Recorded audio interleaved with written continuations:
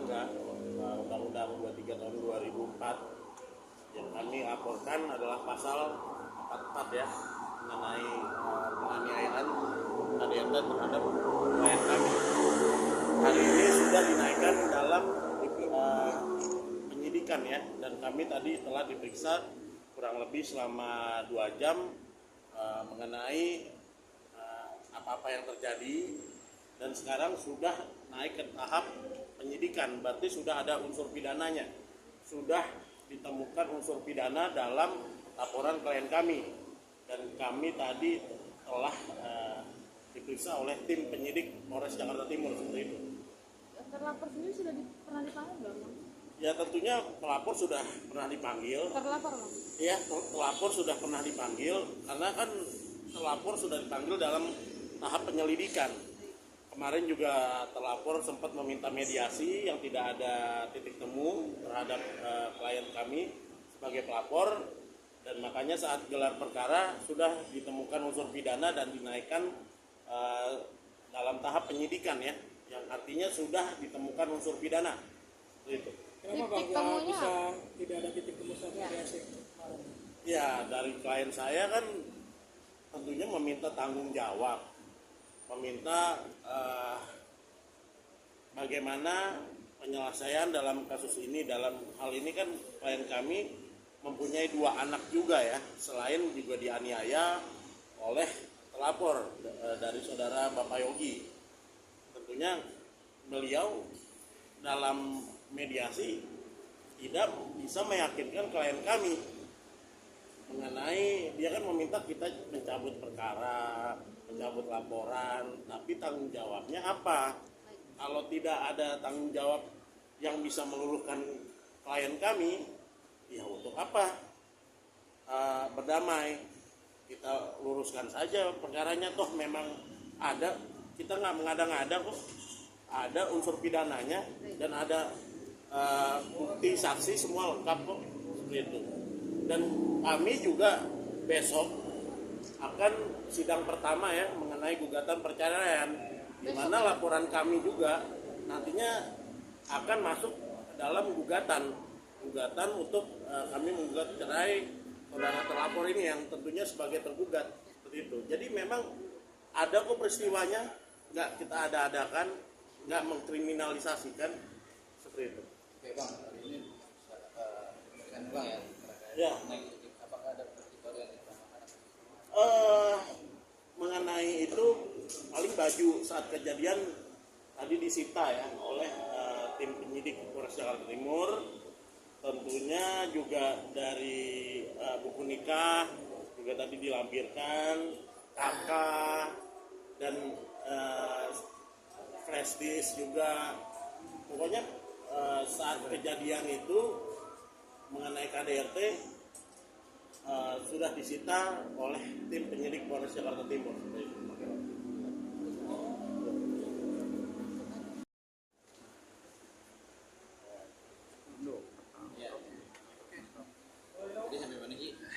Oke, Kak Ratu Mita mungkin karena tuh mungkin sedikit gimana akhirnya apa kasusnya naik ke penyidikan mungkin seperti apa? Kalau saya pribadi jujur, saya pengen buru-buru, pengen cepat selesai urusannya, kasihan anak-anak juga ya kan.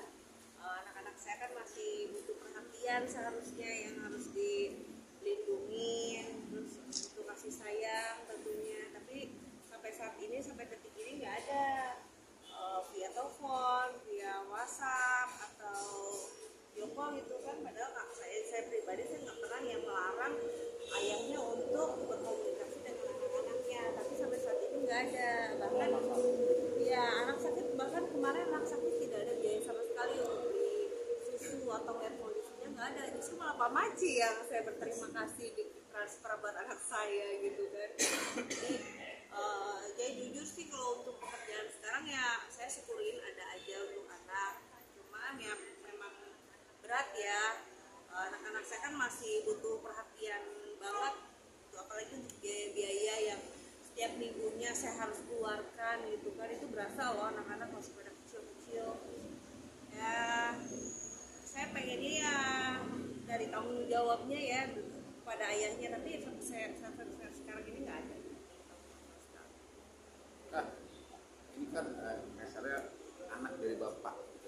berani dan mau melaporkan dengan perkara ini? Ini perkara, jadi ini perkara itu mas nggak cuma satu kali ini gitu. Terus saya tuh banyak banget dijanji-janjiin, ya banyak banget dibohongin, sering kali dibohongin sama suami, dan akhirnya ya udahlah saya terima.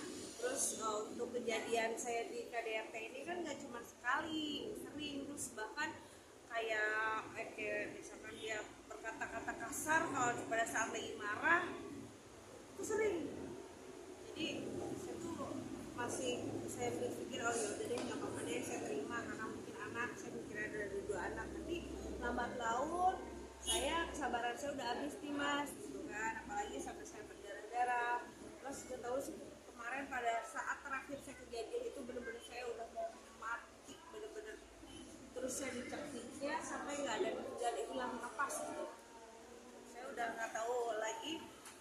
Kemarin udah nggak ingat apa-apa, pas diingetin itu pun diingetin sama mbak, ibu di ini, ibu di itu, ibu di ini.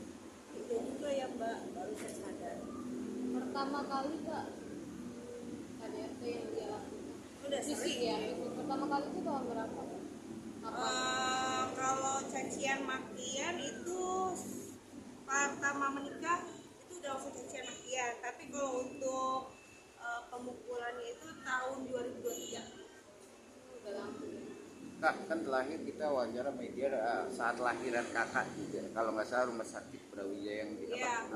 dan kakak kan juga ngasih omong untuk lakinya ini lakinya begini baik atau gitu, berbelen banget dengan statement kakak Ya waktu itu. namanya juga kita kan berumah tangga ya, kita juga nggak mau lah satu sama lain ngebuka aib suami kita ya.